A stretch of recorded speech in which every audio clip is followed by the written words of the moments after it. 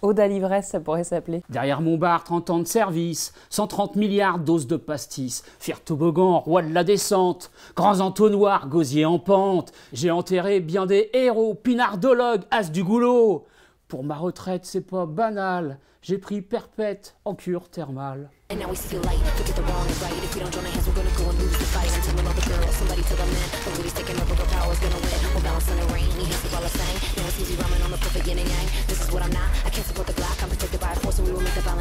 Alors Dominique, pour notre interview du dernier verre, c'est vraiment l'idée de... on se dit tout, on s'avoue tout, Ah bon? sans barrière. C'est maintenant? C'est maintenant. Et je te propose de déguster un cognac du domaine Raison Personnelle. Très bien. C'est une toute petite production que j'avais découverte à l'époque, que je trouve très sympa. C'est un des rares à chauffer encore non automatiquement. Est-ce que tu bois pour créer?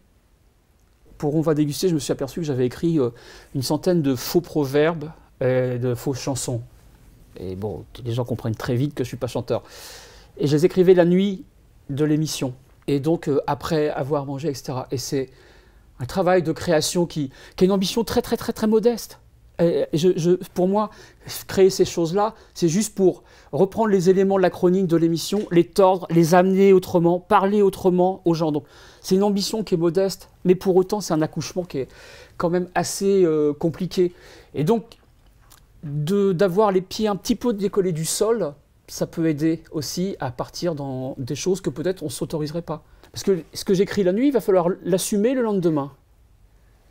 Et je dois être loyal. Sans l'ivresse. Sans l'ivresse, et je dois être loyal vis-à-vis des auditeurs, je dois être loyal vis-à-vis de l'émission, et je dois être loyal avec le reste de l'équipe. C'est-à-dire que la promesse qu'on formule, c'est de faire quelque chose qu'on espère intéressant. Et donc, il faut que la chanson que je fais l'après-midi, la nuit, il ne faut pas que ce soit juste une chansonnette, il faut qu'elle prenne sa place, qu'elle s'articule dans ce qu'on aura dessiné, dans ce qu'on aura dit. Il faut qu'elle fasse sens. Et est-ce que l'ivresse te gêne?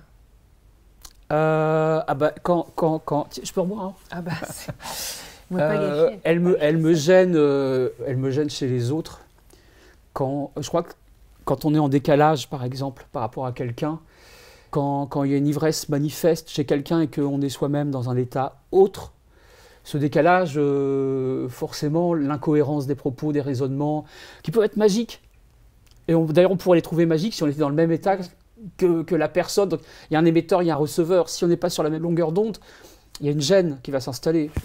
Même une espèce de réserve, peut-être. Bon, voilà. Et après, la vraie question derrière cette question-là, c'est chez moi. La tienne. Bien oui, bien sûr. Est-ce que ton ivresse te gêne?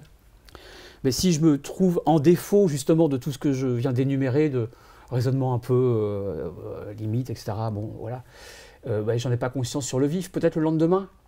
C'était quoi les pubs Tu t'es vu quand t'as bu? Donc, quand c'est, tu te souviens ce que tu as dit hier quand tu as voilà. Et ça, c'est... bien sûr que ça, c'est autre chose, bien sûr. Et heureusement, on ne se revoit pas. Donc, je ne sais pas. Ça reste si on boit suffisamment, on ne se souvient pas et du coup, c'est bon. Et en plus. Tu voulais nous partager quelques mots? Il y a par exemple, s'en mettre dans le bignou, basculer un godet, étrangler un perroquet, se débarbouiller avec du cassis, avoir les souliers à bascule, se goudronner le vestibule, se remplir le gazomètre, s'inonder le corridor, se peinturer le tarbouif, s'humecter le pipeline, avoir des éblouissements de pressoir, s'arsouiller la terrine, choper une secouée dans le carburant, se pistacher la cravate, se décalquer le cornet, avoir les talons au milieu des semelles, se graisser le toboggan. Donc tu vois, ça c'est le langage de la vie de tous les jours. C'est pas moi qui les ai inventés, ces expressions-là. Une question que je pose pour finir à tous mes invités, je vais créer ensuite un gros dossier là-dessus. Est-ce que tu as un remède contre la gueule de bois? Ah, il y a un truc formidable. Ah. Et alors, je suis très fier de moi parce que j'arrive à me tenir. Et il se trouve que j'ai des enfants qui ont 18 et 20 ans. Buvez de l'eau. À l'eau, la fameuse eau. Je l'ai dit tout à l'heure. Buvez de l'eau. L'alcool, la gueule de bois, c'est l'alcool qui déshydrate. Et donc, si vous faites un verre de vin ou un verre d'alcool, voilà, un verre d'eau, un verre de vin, un verre d'eau. D'abord, vous allez boire moins d'alcool et accessoirement, ça va changer et votre vie et votre lendemain aussi. Buvez de l'eau. Et je suis un grand consommateur de flotte, vraiment. Ce sera le mot de la fin. Buvez de l'eau. Merci Dominique. Eh ben, merci de m'avoir accueilli. Alors du coup, je me permets quand même, on a parlé de l'ivresse bien sûr, on a dit de belles choses sur le vin, sur l'alcool en général. Je rappelle que l'abus d'alcool est dangereux pour la santé. Nous, on travaille dans ce milieu-là, mais c'est vrai qu'il faut quand même faire attention et consommer avec modération, je veux le rappeler. Et je vais conclure sur quelque chose qui va à l'encontre de ce que je viens de dire, mais elle m'interpelle cette citation et j'avais envie de terminer là-dessus. C'est une phrase de Michel Onfray qui dit « Celui qui sait boire a compris que l'alcool pouvait l'aider à se libérer, tout comme il pouvait devenir son maître. Il faut donc être prudent avec lui. Buvons, car l'ascétisme ne saurait être la solution, mais buvons pour de bonnes raisons, le plaisir, la libération. » Eh ben ok, on peut maintenant? Eh ben buvons. Merci tout le monde, au prochain comptoir. Merci à mes sardines qui sont passées derrière la caméra pour mettre en boîte cette émission. Merci Dominique, merci Marie de la première partie, merci Eric qui nous a envoyé une lettre, il n'était pas là. Et puis merci à tous et on se voit au prochain comptoir. Cheers! À la vôtre.